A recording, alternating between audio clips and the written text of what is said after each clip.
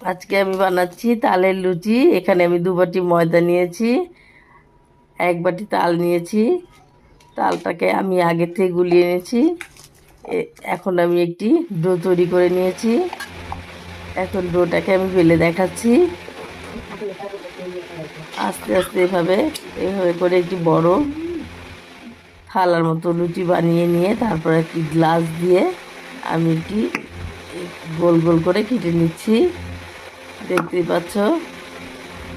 আর যারা লুচি বেলতে পারো না তারা এইভাবেই করে নেবে, দেখতেই পাচ্ছ।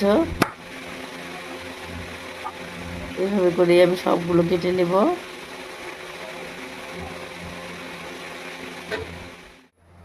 আমি একটি কড়াইয়ে তেল গরম করে নিয়েছি। এখন একটি করে লুচি আমি দিয়ে দিচ্ছি। এভাবে করে আমি সবগুলো লুচি ভেজে নেব।